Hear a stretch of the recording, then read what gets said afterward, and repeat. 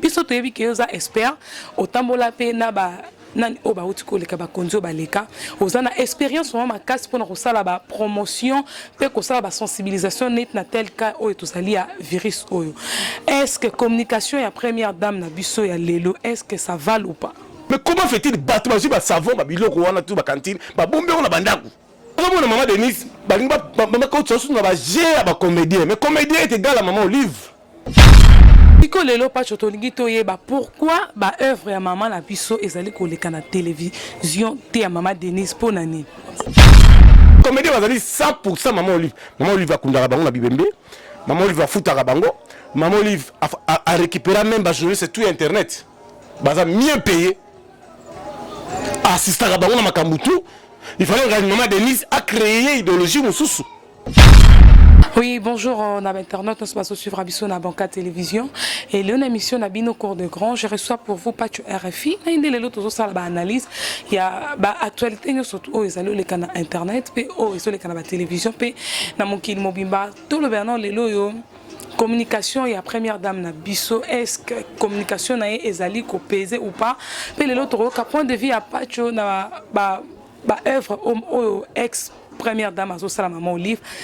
Est-ce que ezamala mutote pe opesa biso makanis na ye ndenge lelo balobi ke bakiso apesa ki ya chloroquine basalela ngote pe to retourner makambo ya ba musicien est-ce que déjà si ba disposer les bango ba moyens pour que basala ba chanson ya sensibilisation toté pe pour na ba comédien na biso je sais pas il y a compensation makanis ni bonjour pas tu RF.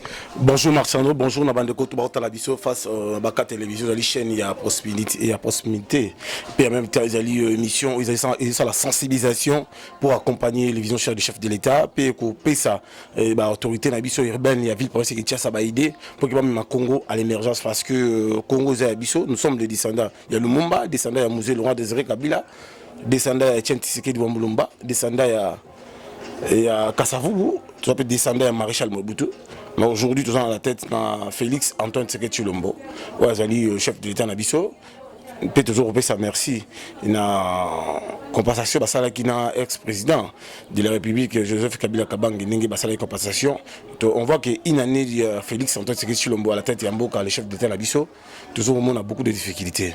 Toujours débatté et ce que vous à travers cette émission on va aborder beaucoup de choses. Quels sont les mécanismes pour ça là qui tout le monde a Congo à la colonisation na Boumbu puis la souffrance c'est ça. Ah oui je suis sûr que maintenant notre besoin suivre Abisso pour comprendre on est avec Pacho RFI biso toyebi ke oza expert otambola pe na ba nani oba utiko leka ba konzo ba leka ozana expérience vraiment makasi pour na sala ba promotion pe ko sala ba sensibilisation net na tel cas oyo tozali ya virus oyo. Est-ce que communication ya première dame na biso ya lelo est-ce que ça va ou pas? D'abord émission lelo ils allaient en évaluation sur l'activité ya plus forte ils allaient on gemnini ya première dame na biso maman Denise Nyakwe Tshisekedi ozali maman ya Yambo ya mboka na biso. Ils ont reçu l'angai participer mawa komona maman za na souci pour bongisa Congo pour accompagner vision et papa Félix Antoine Tshisekedi Tshilombo mais nzinga na maman naza komona batunde te baza ba égoïste baza bato bazo sala kaka pour l'intérêt personnel non l'intérêt général. Comment fait-il la première dame maman Denise maman bimina nous nandaku na en pleine mouille en pleine makambo ya coronavirus Covid-19 ils ont venu ça mokili zo boma mokili maman kiti maman la monté maman la misi ba tonne ya ba savon ba tonne na pesina choke que ba ça la sensibilisation ba accompagner ba biloko wana et qui na terrain la population pour que ba sensibiliser ba tout ndenge ni ba ko utiliser ngo pour la maladie wana et comme la ba te belé. Mais siko lelo pa chotolingi toyeba pourquoi ba œuvre ya maman na biso ezali koleka na télévision te ya maman Denise ponani na kokoma maman ta bimina moi maman tamboli maman Denise akaboli biloko apesi bénédiction bengi ba administrateur ba marché ya musée Laurent de maman Fatou Bayaki wala tout ça apesi ba la présence ba Félix Kabala na présence ba Yannick Pires. Mais biloko maman Denise a pesi nazo yebate so zali kamunine biloko e komi na population te biloko ki na bandako na bango et comité parce que maman moko azalo et comité parce que maman zo a suivi te lokola nani maman Oli ngai na sengi maman Denise moi je demande na maman Denise atianga les preuves ngai pas tuer les filles na porter garant de faire des émissions sur terrain Maman tianga, maman, nga porté garant. Maman, ngai na porté garant na kita na terrain, na sala ba reportage. Na tout na biloko yo pesa ki ekomi wapi. Maman Denise, maman na biso première dame maman. Biloko oyo zui o lokoti yango te. Za mbongo ya fondation o sala ba récolte. Ya mutoki na yo bité na kabolango na bana Congo. Pour la maladie comme na bato belete. Mais comment fait-il battre ba savon ba biloko wana tout ba cantine ba bombe on na bandaku. Nous avons maman Denise, maman coach sur na ba gérer ba comédien, mais comédien est égal à maman Olive. Les comédiens, la comédien va dire 100% maman Olive. Maman Olive va kundara bango na bibembe. Maman Olive va foutre bango. Maman Olive a récupéré même ba journée sur tout internet. Baza mieux payé. Assister à bango na makambutu. Il fallait que maman Denise a créé idéologie mususu. Stratégie en Rwanda. Na ko bango te bo ta télévision, pas to yiba. Ngai. Ngala zali kamuna kamba, donc nazala ba stratégie à danger. À part qu'un comédien on a mona respecter mot d'ordre donné par la première dame, c'est Fiston Saïsaï. Mais fait déjà les côtés. Non, Saïsaï a sali yango parce que ya zamona kitambo puis en même temps, a sali on a venu ne kitambo. Quelqu'un ndako sili. Mais ça demande qu'il faut sensibilisation fait kende ndeti ya zamona kitambo fait kende kitambo mobimba. Et kitambo la bête na ngalema. Quand on a coin de repères, comme on a conscient mégaphone, comme on a filmé, et en a temps réel dans les réseaux sociaux, et en a temps réel dans la télévision, et en a temps réel la sensibilisation, mais les Français, les Américains. Mais comment fait-il Maman Denise? Maman Denise, il est Maman Denise. Mais pas tu es refilé là au pétolo de la campagne de sensibilisation. Ton ministre Nabiso ya eteni à Salissi chaîne ya télévision. En plus, même journaliste. Il y a des musiciens, tout ça pour que parce qu'il y a une sensibilisation, point de vue sur ça. Au monde que déjà si à bien ici dans média. Ministre était nous a coulé tout l'angaï, aux a sans impact ngana lo bango. Bozo ça ça président fatité, bozo pour l'intérêt personnel, l'intérêt général. Mais na nenga stratégie na nenga industrie na tamboli pour na yeba lisolo on des okende. Ministre était ni ya santé, il fallait la collaboration avec docteur Muyembe. Dans la collaboration avec docteur Chamala pour sauver bah humain parce que maladie au coronavirus c'est maladie mon ça m'a bé makasi et zobo mais tout à la tête tel point que même bah entouré le chef de l'état grand frère yangai Jacques Ilunga atiki biso pour le coronavirus maître Mukendi le kofi mbongo Adrien Mukendi na pota atakufika pour la makamwana bah le russe la congolaise akufika pour la makamwana c'est l'inga passe na binima emisu ba Kassav ba Manu Bango kufi Kassav en comment ba Juna Janana pas mamka coronavirus et kasi ngana au monde ka bengi si ba journaliste pour que ba kindaka ko sa sensibilisation na ba émission na bango ministre eteni papa nazo comprendre peut-être depuis ma coronavirus bandi au ba ki osali so na parce que na partir la Luanda na comme na Luanda dans la TV au wiki okiti na kota kinkolo tie ba tante wana pa ba tozo bi na malade ya coronavirus baba nozala kuna tozomona ba image wana te ndenge bato bazobela ndenge bato bazobika ndenge bazo traiter bango tozomona ba image wana te toza koyeba tozomituna bozo sala ngo ndenge nini parce que tolingi toyeba Congo na biso oyo za Congo ya Lumumba eza Congo ya Tchétchène Tshisekedi Congo ya Musée Congo ya Kabila Congo ya Fachi tozana besoin que amour wana au président na biso azanango confiance au président Pesibino et ate boso mabanda quoi ate que botia ba compte na bino ba Dubaï ba France na ba Suisse na ba Belgique non bon on là aider peuple congolais président yemo à cause de la mandataire té président yemo côté à cause de la ministre président yemo côté à cause de la collaborateur président yemo côté ba boso bengalé dans pour émission très suivi président yemo côté à cause de la mandataire président yemo côté à cause de la ministre président yemo côté à cause de l'administrateur président yemo côté à cause de la député président le chef de l'état le garant de la le magistrat suprême élu de Dieu. Tout ça, c'est sa président Nabisson Mboka. Tout ça, c'est sa maman Denise, la première dame. Maman Denise, après si bas savon, après si bas moyen tout, dans la cantine, dans les réseaux sociaux, parce que les réseaux sociaux, dans la vitesse que quand même la télévision. Mais moi, maman Denise, à part quand on a volontairement, on a dit qu'on a été. Est-ce que c'est vrai? Oui, on a dit qu'on a été. On a salle en tant que patriote, en tant que Congolais, président la souci. Il y a Congo dans l'émergence. Na sala volontairement qui publié maman Denise ça action na ye ngamoko pas tuer les filles na ma page batala na Facebook tout le monde va tirer le page maman Denise mais maman Olive après si tomate tant réseaux sociaux kangi après si ba kisi réseaux sociaux kangi pour maman Olive asomba déjà bat internet ba futaka bango ba liaka bien ba comédie ko to ba ta sel même dans l'hôpital maman Denise fanda boulette au réfléchir.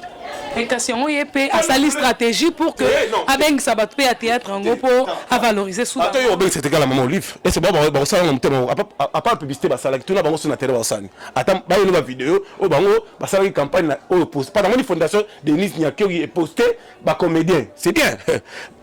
Maman a fait la bango la retour na yé. Bien maman tchanga na défi, pas tu refina tindi yo c'est la caméra, il y a espionnage na terrain, autant la truc ba comédien ba ça la campagne, il y a terrain. Ba ça il côté. À part si j'ai dit à part ça ouais ça là qui n'a fini là. Ah oui, là c'est sûr que vous comprenez ça pas tu refais. Na ça la moyen te nga moyen ya ko sala mongo na ngote. Na ngote mais nga moyen na ngeza site na ngai internet na ba émission na nga na sala na TV. Ne moyen on nga la ko pesa pour na ça on va la sensibilisation. Mais bato bazana maman Denise ba tika na ko la te la ba veste, ko la te ba chemise, tout ça a besoin de te préparer. Tu accompagner vision chère à chef de l'État. Magamna m'a fait tout monter se déranger sur moto. Magamna m'a fait tout monter peut-être tout passe ya. Ah tu refais. Il a construit même ba maison fabriquée belé. Mais visibilité même ma réseaux sociaux c'était même la télévision c'était tout ça batté mais finalement ils ont ni nango. Bien nous avons entouré chef de l'État ta communication. Tout ça là bon pour l'année. J'ai vu même le chef de l'État a lancé message moro que non état d'urgence mais j'ai vu un communicateur du chef de l'État. Il passe dans la télévision à la costume. Chers amis, je vous dis, le chef de l'État, il vient d'annoncer état d'urgence, vous savez, il faut rester à la maison. Non, le peuple n'a pas besoin de ça. Le peuple a besoin d'un petit body dans la boue, ma terre. Qui est mon Fatia Fanny Napalin, à hôtel, ah, c'est monsieur, il a des soucis de patrie. C'est ça! Maman Denise, pardon. Maman Denise, pardon, maman. Organiser système y a suivi. Maman renforcer presse na yo maman. Communication no renforcer ngo ah maman Denise. Maman Denise, il y a que Tshisekedi. Maman il est temps. Ah oui, pas tu refilé là to kokoye ba point de vue na yo na ndenge nani a PC ba chloroquine maman Olive Lembe au koko lo banine ba bonnes œuvres au maman na sosala. Qu'est-ce que tu peux dire? Là il a félicité ngo. Parce que ça a 18 ans, la plus 2 ans, ça fait 21 ans. Plus 2 ans, ça fait combien? 20 ans, il y a rien. C'est l'exemple, il n'y a pas de filles qui soutenir. Parce que tout le monde a battu Belé, on a Bill Gates congolais, on a Maboko Bank, on a Bambongo Belé. Tout le monde a atteint la décomprimée en paix, ça peut citer. Mais on a vu maman Olive, à Tiki Occupation, à Kitty Nango, avec un remettre. Pour moi, pas de tant que journaliste professionnel, l'homme du terrain, je soutiens. Idée idée moko malam azana souci parce que d'ailleurs que maman a rappelé na mutema mawa tel point que ça la biso ba école technique au sein la province on se comprend à celle sur l'hôpital moyen kuna na zamba kuna on se comprend pour contribuer à la compte ya congolais mais nous en tant que congolais ba juste ndengwana to usanga bato bazala bambongo na bandako bo biso bambongo na bino sa ba geste wana ba bino benga bino ba Bill Gates bino benga bino ba Boko Bank bambongo bazala bandako o nga papa social à part que Godard Motemona la fondation Fogomo les pesa qui et pesi baloso Fogomo ya Godard pas tu refais to lobela lelo o pendenge ba lobby que to vana ndako na longo na compte ya parti politique na PSSD et pesi baloso et pesi ba cantine to ce que le na ose laver basila benganga a repesa ba savon pendant la cantine déjà pesi bato et tikali ba savon ba lubrifiant et tikali non même pas et tikali ba désinfectant. Ah oui, pas tu refilé là on a nous to lobele lokoyo parce que tout le monde peut ba musicien mingi na biso bazali vraiment ko ça sensibilisation té pour na mambia maladie. Est-ce que balinka bambongo pour que ça là? J'ai vu la page maman Denise Tshisekedi Niakeu ba poster un vidéo à héritier son excellence monsieur l'ambassadeur universel de la paix signé par le chef de l'État. J'ai vu l'ambassadeur Fali il y avait un monde posta qui est moi je contrôle les pages du première dame, je contrôle à chaque instant qu'on a une évolution maman ils ont avancé ndenge peut-être l'action sociale les gens na zorango na zo dispatcher ngo na ba raison pour ça la discussion na ba commune na groupe de WhatsApp na la sabango vision cher chef de l'état Félix Antoine Tshisekedi Tshilombo na maman Denise Nyakere na mon page bien pénalité ko sala et là comment il a vite fait mais je demande la fondation plus forte et maman Denise. C'est bien les miliciens parce que ça campagne, mais ça demande pas savoir moyen. Même nous. Ça moyen comment parce que tout le monde déjà nani a fallu pour payer moko après si ba don et belé pas ya nani na biso nani oyo nani na biso ya église catholique après c'est ba loso après c'est ba oui on monte que musicien mo pe faut a misambongo na poche na ole que azela gouvernement. Bon fali alors quand ta fondation ba don na po toute. Mais soit sali geste wana ngana yoki ngote na yopi impact na ngomo tana nzela te so na yoka ki ngone ngana loba moi je parle na bato ba poster bango na sengi la première dame abimisa mosolo po mbongo yali mbongo ko ngota na mbongo apesa mosolo et accompagner vision ya bango pour sensibiliser na bato bazana ba malemba nkulu bato bazana na siwambanza bato bazana bikuku bato bazana côté ya barai bato bazana côté ba kindele bato bazana côté ya ba pompage maman azana 40 60 70 ans azana mbongo osomba détergent et osomba lubrifiant et ya osomba désinfectant azana mbongo ta osomba cantine mais à travers ngai pas tu refi na une cantine oh maman Denise a payé maman bonjour maman tu ko pesa yo cantine oyo mutapesi yo ezali maman première dame maman Denise to pesi cantine wana to pesi na savon après ce témoignage et baxi bénédiction pour la maman. Il a cité même dans le comité international que maman a un souci à la population. Mais tout le monde est l'autre côté. Tu vas passer par maman, passer par ma biloko, passer par biloko, pas me demander là-bas. Pas tu le ah peine à qui ça to zana nzala. Liberté, marché liberté, la cosa la caméra na kuna. Au monde na biloko tout le monde. On m'appelle ça qui? Il s'atte? Tout le monde côté. Parce que pas me demander là-bas. S'il vous plaît, pas tu refais na katiote. Ah on a qui chasta mikolo to zana passe makasi. Au monite que maman oliva ça qui système ya kobuke na biso ba tomate na ba pondu pour na nini te maman Denise apesa ba tu roliate. Ouais, ça il demande maman maman olive abuki pondo, c'est bien. Pondo on te combien 100 francs. Pour bango za na million. Bazana ba million, ba bonga déjà, bango so ba bongi so ba vie na bango baza déjà bien. Asa maman za mte malam, mais on te combien na 1000 francs na 500. Peuple baza la grande zala ko sakalate. So ka pesa même gâteau na ko ta fondation ULK et ça la bien. Maman Denise dans ce la première dame na biso yendem dans la biso sur la minute. Oh. Maman ala ta jean, ala ta ba botte na ba gaona. Na ba cache né maman quitte la terrain. Maman a signalé ba touté. Oh pas tu le fité, nga pas tu le fina dans systématique. Maman pela quitte la tiangu ni cache-nez ba jean Lacoste bien ba cantine mais il m'aura l'accès exemple à continuer à marcher à tirer les bateaux toute l'action là moi pas tu le fi na ko tiangu ba émission pour ngala ah oui pas tu le fi to comme il a biso déjà na souka émission so mona maman azana souci au service bino yango ni magam tout ça là yango yani Pires Félix Kabala Daniela Kamonya Roseline Bombo Téléma. C'est le moment. Wade ni mula Bombo Téléma. Ma belle Makoso. Agbanasa Manton, Clara de Bruxelles, Erogal, Bo Téléma, c'est le moment yango to simba maman Denise. Tala, maman. Ah tu refais comme il a souka déjà il y a émission na biso. Te okaki ba lobby que to sala encore 4 semaines nanda comme président de la République après c'est pas tu reliate et le remonter. Ah biso na kinto vivra jour au jour ce que to vivre comment. Bon, tout ça dans le système, il y a Bouka Mona Bouka Koukila, autoprise en charge de Musée Laurent Désiré Kabila. Bon, tout ça la bonne. C'est-à-dire c'est que moi, ce que moi, je Kanabanda, que c'était pas Maliban. Il y a Fati bien, il y a Fati Kinois, il y a passé à Congolais.